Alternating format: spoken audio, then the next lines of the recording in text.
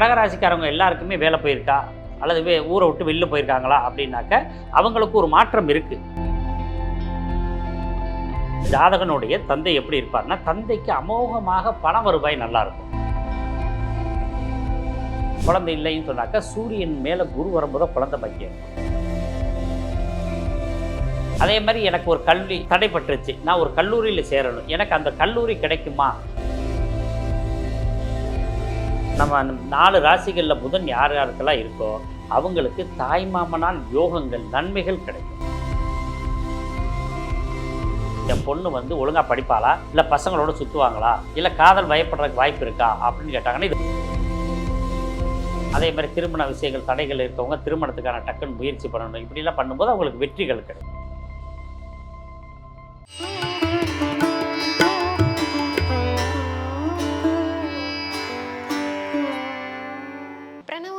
நேயர்களுக்கு வணக்கம். இன்னைக்கு நிகழ்ச்சியில நம்ம கூட யார் இருக்காங்க அப்படின்னு சொல்லி பார்த்தீங்கன்னா, பிருகுநாடி ஜோதிடர் மற்றும் வாஸ்து நிபுணர் கனிய ராஜசேகர் அவர்கள் தான் இருக்காரு. வணக்கம் சார். வணக்கம். பொதுவாகவே குரு பயிற்சி பலன்கள் பத்தி நம்ம நிகழ்ச்சியில நிறைய விஷயங்கள் பார்த்துட்டு இருக்கோம். இன்னைக்கு நாடி ஜோதிடம் பத்தி நிறைய விஷயங்கள் கேட்டு தெரிஞ்சுக்க போறோம். முதல்ல நாடி ஜோதிடம் பத்தி சொல்லுங்க. அதாவது இப்போ குரு பயிற்சி எல்லாருமே ராசிக்கு பலன் சொல்றாங்க. இந்த பிருகுநந்தி நாடியில் ராசிக்காக நம்ம பலன் சொல்ல வேண்டியது, ஜாதகத்தை வச்சு பலன் சொல்கிற முறை இருக்குது. எப்படின்னா, இப்போ மேச ராசிக்கு குரு 4ஆம் இடத்துல இருக்கார், ரிஷப ராசிக்கு 3ஆம் இடத்துல இருக்கார் அப்படின்னு நம்ம பலன் சொல்லித்தான் நீங்கள் கேள்விப்பட்டிருப்பீங்க இல்லையா? இப்போ பிருகுநந்தி நாடி அப்படின்றது என்னன்னு கேட்டிங்கன்னா, இப்போ குரு எந்த ராசியில் இருக்காரோ அந்த ராசியில் என்ன கிரகம் இருக்கோ அந்த கிரகம் வலுவடையும். அதற்கு 5ஆம் இடத்துல இருக்க கிரகம், 7ஆம் இடத்துல இருக்க கிரகம், 9ஆம் இடத்துல இருக்க கிரகங்கள்லாம் வலுவடையும். அப்போ அதனுடைய பலன்கள் நிறைய மாற்றங்களை தரும். அதுக்காக பாரம்பரிய ஜோதிடத்தில் நம்ம சொல்கிற பலன்கள் குறைன்னு சொல்ல வர்றதில்ல.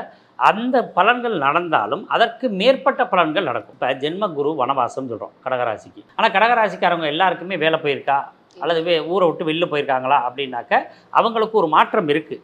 அதுக்கு பின்னாடி என்னென்ன ப்ளஸ் எல்லாம் இருக்குது அப்படின்றத நம்ம அந்த பிருகுநந்தி நாடி முறையில் தெரிஞ்சுக்கிற முடியும். இப்போ உதாரணமாக கடகராசியில் குரு இருக்கார். இப்போ ஆடி மாதத்தில் யார் பிறந்திருந்தாலும் கடகராசியில் தான் குரு இருக்கும்.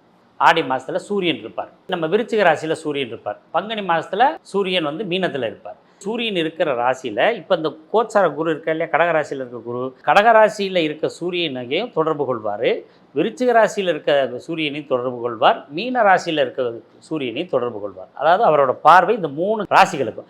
இது போக மகர ராசியில் இருக்க சூரியனையும் பார்ப்பார். அப்போ இந்த 4 ராசியில் யாராருக்கெல்லாம் சூரியன் இருக்கோ அவங்களுக்கு இந்த வருஷம் உத்தியோகம் கிடைக்கும். சூரியன் மேலே குரு போகும்போது அரசு வேலைக்கு முயற்சி பண்ணுறவங்களுக்கு அரசு வேலை கிடைக்கும்.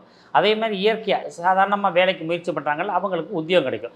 ஏற்கனவே உத்தியோகத்தில் இருக்கவங்களுக்கு என்னன்னாக்கா பதவி உயர்வு கிடைக்கும். ஜாதகனுடைய தந்தை எப்படி இருப்பார்னா, தந்தைக்கு அமோகமாக பண வருவாய் நல்லா இருக்கும். அதே மாதிரி சூரியனும் குருவும் ஜனன ஜாதகத்தில் சேர்ந்தால் அதுக்கு பேர் சிவராஜ யோகம் அப்படின்னு சொல்லுவாங்க. அப்படின்னா அந்த நாட்டை ஆள்ற அளவுக்கு அவங்களுக்கு யோகம் கிடைக்கும் அப்படின்னு சொல்கிறாங்க இல்லையா? அந்த அளவுக்கு அவங்க தந்தைக்கும் அந்த பலன் கிடைக்கும், இந்த ஜாதகருக்கும் அந்த பலன் கிடைக்கும், அவரோட மகனுக்கும் அந்த பலன் கிடைக்கும். அதான் பிருகுநந்தி. அந்த பிருகுநந்தி நாடி முறைப்படி இந்த 3 பேருக்குமே ஒரே டயத்தில் சொல்லலாம். இப்போ பெண்கள் உங்களுக்கு அப்பாவுக்கும் அந்த பலன் உண்டு, உங்கள் மாமனாருக்கும் அந்த பலன் கிடைக்கும். மாமனாரும் சூரியன் தான். அப்போ இதில் யாரோட கேள்வியை மென்ஷன் பண்ணி கேட்குறாங்களோ அவங்களுக்கு அந்த பலன் உறுதியாக கிடைக்கும் அப்படின்னு சொல்லலாம். இப்போ குழந்தை இல்லைன்னு சொல்லி கேட்குறாங்க. குழந்தை இல்லைன்னு சொன்னாக்கா சூரியன் மேலே குரு வரும்போது குழந்தை பாக்கியம் ஏற்படும், குரு மேலே குரு போகும்போது குழந்தை பாக்கியம் ஏற்படும், சூரியன் மேலே குரு போகும்போது குழந்தை பாக்கியம் ஏற்படும். இப்போ பிறக்கிற குழந்தைகள் அதிகப்படியாக ஆண் குழந்தைகள் இருக்கும், இல்லாட்டி ஆண் தன்மையுடைய பெண் குழந்தைகளாக பிறக்கும். அப்போ எவ்வளோ விசேஷமாக ஈஸியாக கண்டுபிடிக்கிற முறையை தான் நம்ம பிருகு முனிவரும் நந்தி முனிவரும் சேர்ந்து கண்டுபிடிச்சாங்க. அதனால பிருகு நந்தி 2 பேரையும் சேர்த்து பிருகுநந்தி நாடி அப்படின்னு சொல்றது. சார், இப்போ நிறைய ரிலேஷன்ஷிப்ல நிறைய பிரச்சனைகள் தொடர்ந்து வந்துகிட்டே இருக்கு, நம்மளும் நிறைய பார்த்துட்டு இருக்கோம்.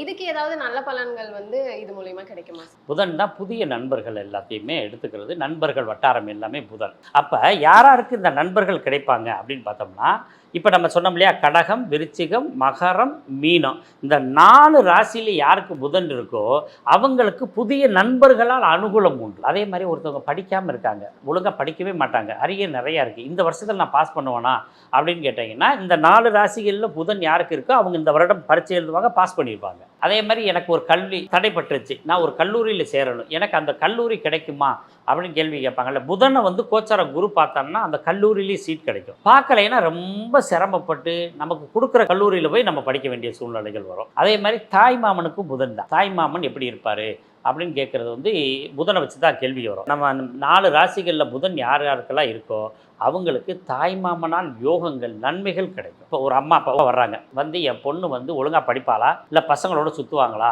இல்லை காதல் பயப்படுறதுக்கு வாய்ப்பு இருக்கா அப்படின்னு கேட்டாங்கன்னா இதை வச்சு கண்டுபிடிக்கலாம். எப்படி சார் இதை வச்சு? இந்த புதன் தான் காதல் அப்படின்னு சொல்கிற கிரகம். அப்போ இந்த புதன் மேலே குரு போகும்போது அவங்க காதல் வயப்படுவாங்க, யார் மேலே விருப்பமாக. ஏன்னா நண்பர்கள் வட்டாரம் தான் புதன் சொல்லியிருக்க முடியும். அப்போ நண்பர்கள் எதிர்பாளராக இருந்தால் என்னாகும், அவங்க மேலே ரொம்ப பிரியமாயிருவாங்க. அதனால தான் காதல் வலையில் விழுவாங்க. அப்போ இந்த குரு கோச்சார குரு ஜனனகால புதனை பார்க்கும் பொழுது காதல் ஏற்படும், படிப்பு நன்றாக வரும், தாய் மாமனுக்கு நல்லாயிருக்கும். இது போக கடன் வாங்கணும் அப்படின்னு நினச்சாலும் கடன் கிடைக்கும். புதன் தான் கடனையும் சொல்கிறது. நுட்பமான வீடு கட்டணும் அப்படின்னு கேட்குறாங்க இல்லையா, அது வந்து புதன் தான். அப்போ அந்த புதனை பார்க்கும்போது இந்த எல்லா சம்பவங்களும் நடக்கும். இப்போ ஒரு ஜாதகி இருக்காங்க, அவங்களோட தங்கச்சி எப்படி இருப்பாங்க அப்படின்னு கேட்குறாங்க இல்லையா, அதுவும் புதன் தான். இல்லை கடைசி குழந்தை எப்படி இருக்குது அப்படின்னு கேட்டாலும் புதனை தான் எடுத்துக்கணும். இப்படி எல்லா காரகமும் நம்ம ஒவ்வொரு இதுக்கும் ஒவ்வொரு காரகங்கள் இருக்குது. புதனை தொடர்பு வரும்போது அது சார்ந்த விஷயத்தில் அவங்க கேள்வி பூரா வந்துச்சுன்னா அது பூரா நமக்கு சக்ஸஸ் ஆகிடும். இப்போ குரு வந்து புதனை பார்க்கல, இந்த கேள்விகள் எல்லாம் ஃபெயிலியர் ஆகும். இல்லை நியூட்ரலாக இருக்கும், அப்படியே அமைதியாக இருக்கும். அந்த கேள்வி அவங்களுக்கு வராது. இப்போ படிக்கிறத பற்றி கேள்வி வராது. அப்போ எப்போ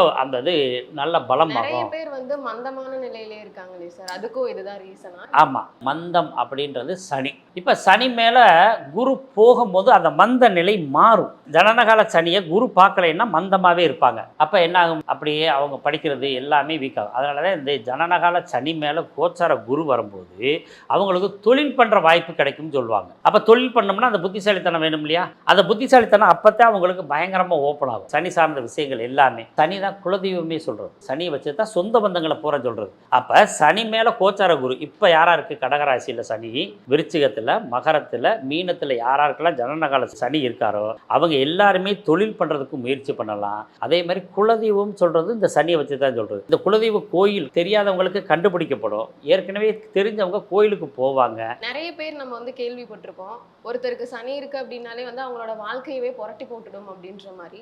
அதை பற்றி நீங்கள் என்ன நினைக்கிறீங்க? 7 சனியில் வந்து வரும்பொழுது ரொம்ப சிரமமாக இருக்கும் அப்படின்றது உண்மையான விஷயம்தான். அது வந்து நம்ம சந்திரனை வச்சு பலன் சொல்கிறோம். இப்போ ஜனனகால சந்திரனுக்கு சனி, இப்போ மீனராசிக்கு சந்திரன் மேலே சனி போயிட்டுருக்கு. அப்போ அவங்க எப்படி இருப்பாங்கன்னா உடல் ரொம்ப சோர்வடைந்தவாகும், ஏதோ ஒரு நோய்வாய்ப்பட்ட மாதிரி ஃபீல் பண்ணுவாங்க.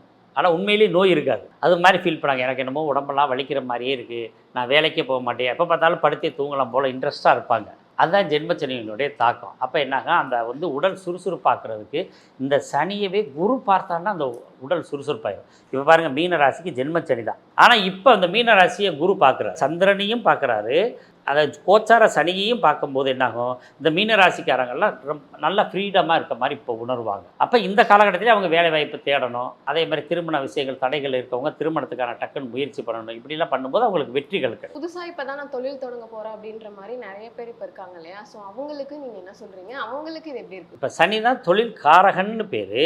அவரை கோச்சார குரு எப்போ தொடர்பு கொள்கிறாரோ அப்போ தான் தொழில் அமைப்பு உண்டாகும். ஜனன ஜாதகத்தில் என்னன்னாக்கா ஒருத்தரோட சனி எங்கே இருக்குன்னு பார்க்கணும், அவரோட ஜனனகால குரு எங்கே இருக்குன்னு பார்க்கணும். இந்த சனி நிற்கிற ராசிக்கு 6ஆம் இடத்துல குருவோ 8ஆம் இடத்துல குருவோ இருந்தால் அவங்க வாழ்நாள் முழுவதும் தொழில் பண்ண முடியும். நீங்கள் என்ன தான் கோச்சாரம் நல்லா வந்தாலும் சரி, ஜனனகால குருவுக்கும் 2 பேருக்கும் 6, 8 தொடர்பு இல்லாத ஜாதகங்கள் தான் இந்த கோச்சாரத்தில் ஜனனகால சனி இருக்கும் ராசியை கோச்சார குரு பார்க்கும்போது அவங்களுக்கு தொழில் அமைப்பு ஏற்படும், அவங்க டெவலப் ஆகும். ஒரு சிலர் வந்து நல்ல பொசிஷனில் இருந்தாலுமே அந்த ஒர்க்கை வந்து பர்மனெண்ட்டாக வச்சுக்க முடியாமல் அவங்க வந்து அவங்களுக்கே தெரியாமல் அது ரீசனும் என்னன்னு தெரியாது, அந்த ஒர்க்கையுமே வந்து கண்டினியூஸாக வந்து ப்ராப்பராக பண்ண மாட்டாங்க. ஸோ அதுக்கு ரீசன் வந்து இதுதானா இல்லை வேறு ஏதாவது இருக்குது? இப்போ குருவை வச்சே நம்ம சொல்லலாம். இப்போ நம்ம பாரம்பரிய ஜோதிடத்தில் சொல்லுவோம், ஜென்ம குரு அப்படின்னா கடகராசிக்காரவங்களுக்கு எல்லாம் வேலை போயிடும். அதுக்கு அடுத்து 3ஆம் இடத்துல குரு வரும்போது வேலை இடமாற்றம் ஏற்படும். கும்பராசிக்கு வந்து 6ஆம் இடத்துல குரு இருக்குது, அவங்களுக்கு இப்போ வேலை போயிடும். அடுத்து தனுசு ராசிக்காரவங்க, தனுசு ராசிக்கு 8ல் குரு, அவங்களுக்கு வேலை வாய்ப்பில் பிரச்சனை வரும். அதே மாதிரி சிம்ம ராசிக்காரவங்களுக்கு 12ஆம் இடத்துல குரு, 12ஆம் இடத்துல குரு வரும்போதும் வேலை போயிடும்.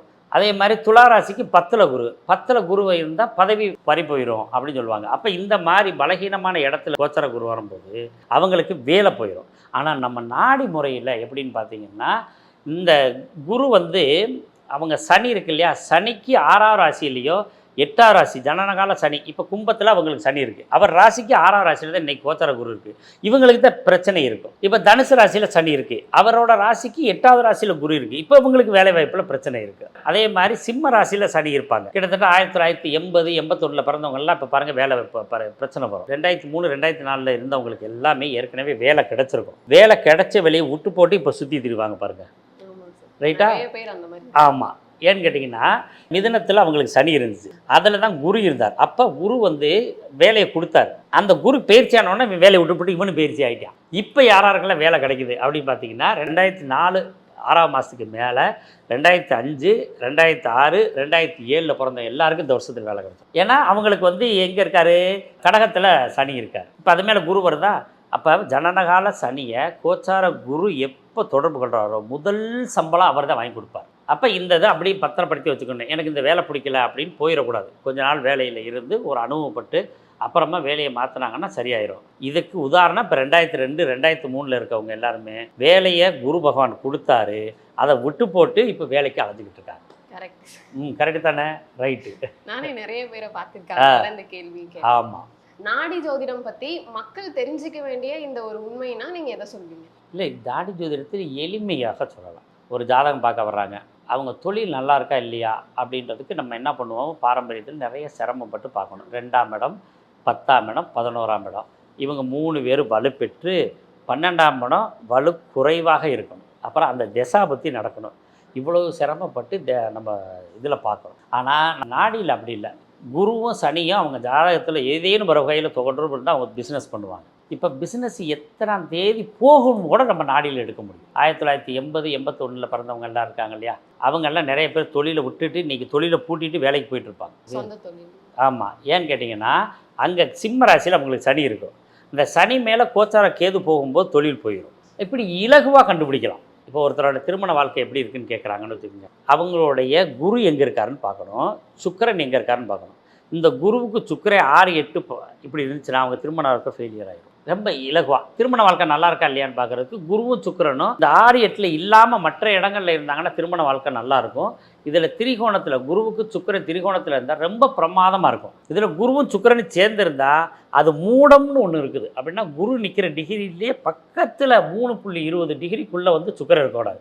அவங்களுக்கு மட்டும்தான் கல்யாணமே ஆகாது, ஒரே ராசிக்குள்ளே இருந்தாலும்.